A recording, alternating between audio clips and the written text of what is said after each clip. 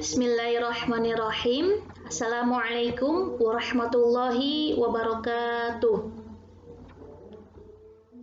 Alhamdulillahirabbil alamin. Pada hari ini kita bisa melaksanakan perkuliahan lagi setelah teman-teman libur panjang ya. Mudah-mudahan hari ini teman-teman tetap semangat untuk kuliah meskipun memang kuliahnya secara daring atau online ya. Alhamdulillah, ini suatu anugerah kepada kita semua karena alhamdulillah sampai saat ini kita masih diberi kesehatan dan keselamatan dari wabah COVID-19 ini. Mudah-mudahan Allah selalu melindungi kita semua dimanapun kita berada ya teman-teman. Baik teman-teman, bismillahirrahmanirrahim. Kita awali perkuliahan hari ini dengan bersama-sama membaca suratul Fatihah. A'udzu billahi minasyaitonir rajim. Bismillahirrahmanirrahim. Alhamdulillahirabbil alamin arrahmanir rahim maliki yaumiddin. Iyyaka na'budu wa iyyaka nasta'in ihdinas siratal mustaqim. Siratal ladzina an'amta 'alaihim ghairil maghdubi 'alaihim waladdallin. Amin amin ya rabbal alamin. Teman-teman, hari ini teman-teman berjumpa lagi dengan saya ya. Ini yang semester kemarin sudah bertemu dengan saya ya di mata kuliah sebelumnya. Ini teman-teman akan kuliah dengan saya, itu tema filsafat dan peradaban Islam. Oke, teman-teman mendengar kata filsafat itu teman-teman jangan langsung jangan langsung memikirkan hal-hal yang berat. Karena sesungguhnya filsafat itu sangat penting bagi kita. Pentingnya kenapa?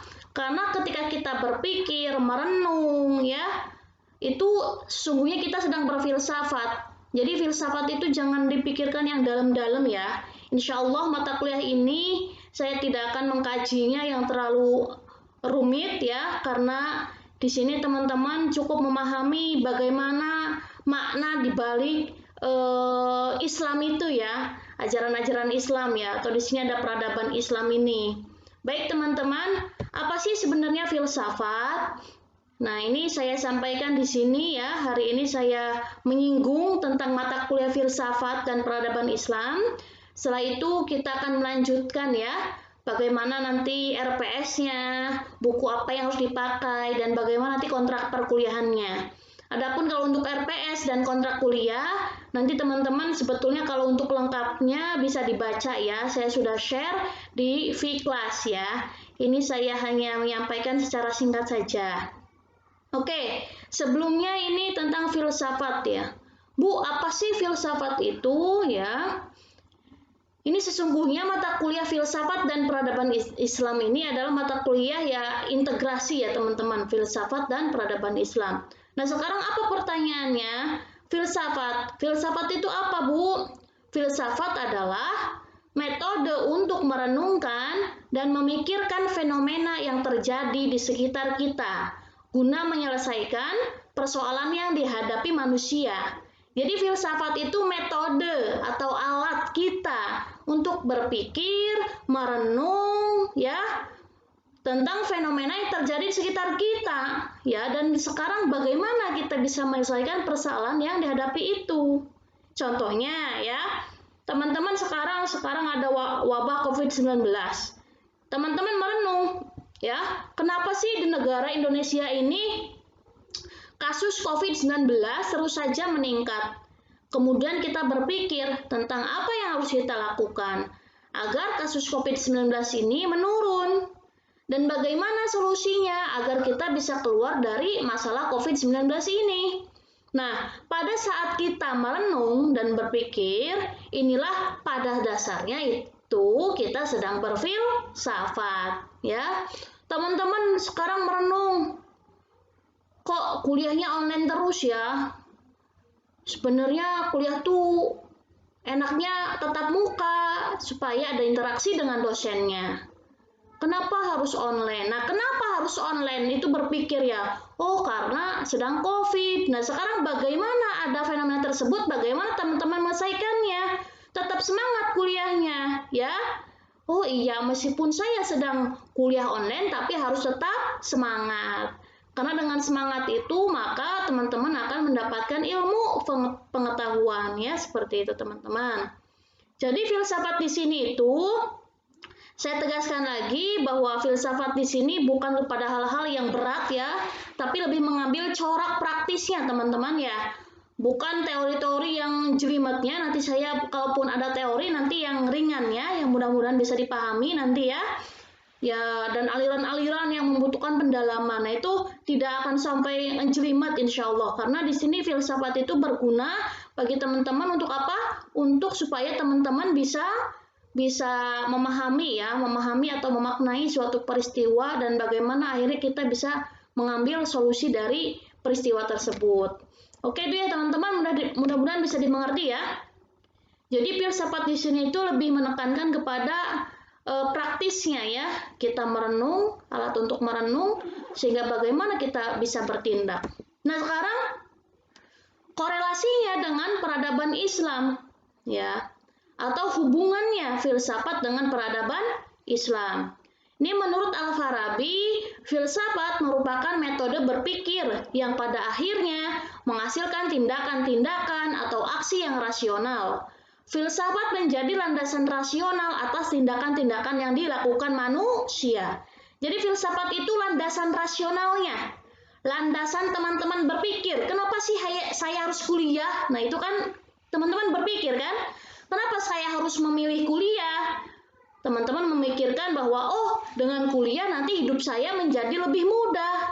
Dengan kuliah nanti saya menjadi orang yang mengetahui berbagai informasi. Nah itu. Jadi tindakan-tindakan yang teman-teman lakukan itu berdasarkan pada logika atau landasan berpikir. Landasan rasional itu namanya filsafat. Jadi penting sekali teman-teman memahami filsafat supaya tahu mana yang benar, mana yang tidak benar, mana yang boleh dan mana yang tidak boleh, mana yang baik dan yang tidak baik. Nah, seperti itu ya teman-teman.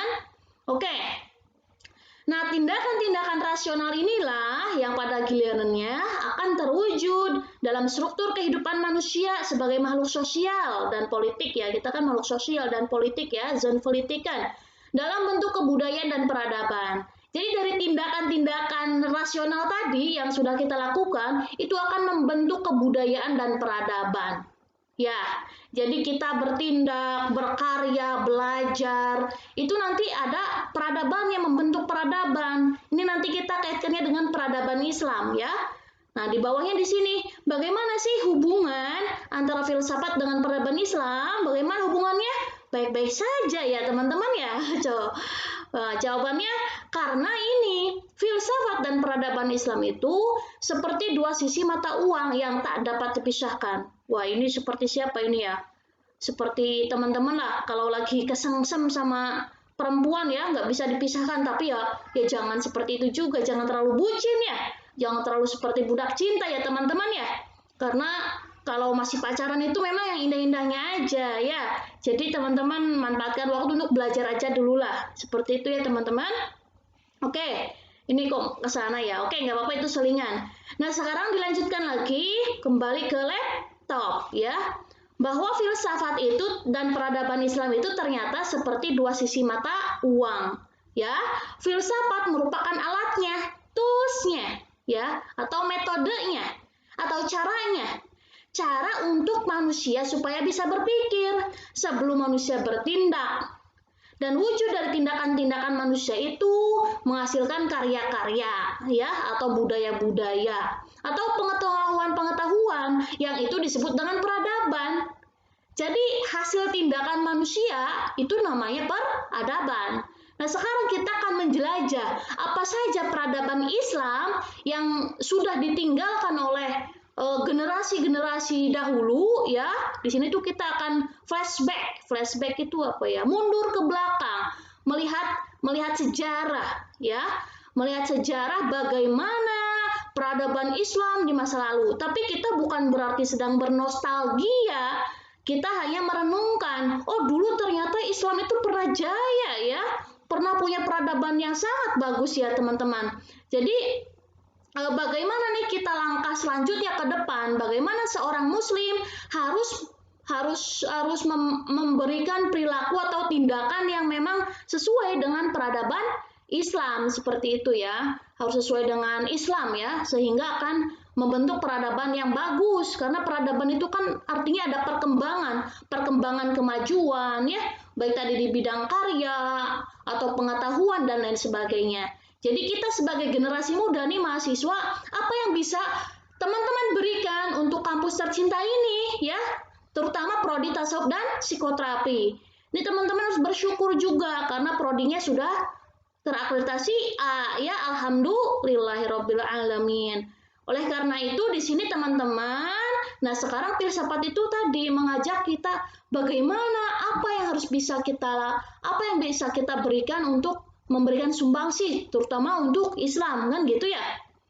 Oke, itu teman-teman. Nah, sekarang maksud dari mata kuliah filsafat dan peradaban Islam ini sudah ada di RPS sebetulnya ya teman-teman ya. Itu mata kuliah ini membahas tentang integrasi. Integrasi itu apa sih, Bu?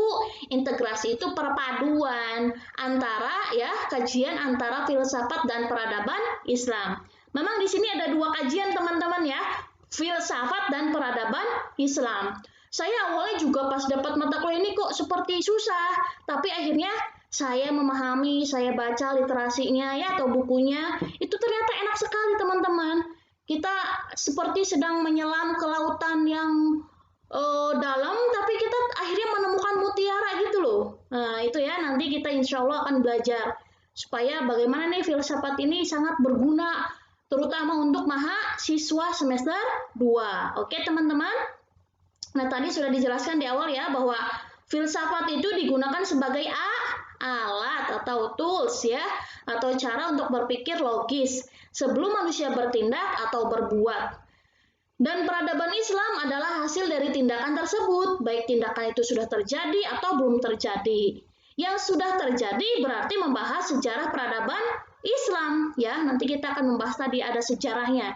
Saya bilang ada sejarah peradaban Islam. Bagaimana Islam jaya di masa lalu, di masa Nabi, di masa sahabat, di masa nanti ada dinasti-dinasti ya. Itu hanya sedikit tentang sejarahnya, tapi bukan berarti kita sedang menjelaskan sejarah secara penjelasan itu secara tematik ya, atau secara kronologi, enggak, saya tidak akan menjelaskan sedetail itu karena teman-teman tinggal membaca buku sejarahnya aja kan, tapi saya ingin mengajak atau flashback teman-teman apa yang bisa teman-teman pahami dari sejarah masa lalu itu. Oh, bahwa dulu itu ada kekhalifahan besar, ada Sayyidina Umar yang sangat zuhud hidupnya. Nah, sekarang bagaimana realitas sekarang? Apakah seperti itu? Nah, kita harus bisa katakanlah mengkontraskannya antara sejarah masa lalu dengan sekarang ini. Nah, sekarang selain masalah mengkaji tentang sejarah peradaban Islam, juga akan dikaji tentang bagaimana sih seorang muslim itu bisa memberikan kontribusi bagi Islam ya. Apakah teman-teman nanti bisa menyumbang karena pemikirannya, karena seninya, atau karya yang lainnya. Jadi di sini insya Allah asik ya teman-teman ya. Nanti kalau ada yang terlalu berat atau terlalu tidak dipahami, nanti disampaikan saja. Nanti interaksinya melalui WhatsApp ya teman-teman ya.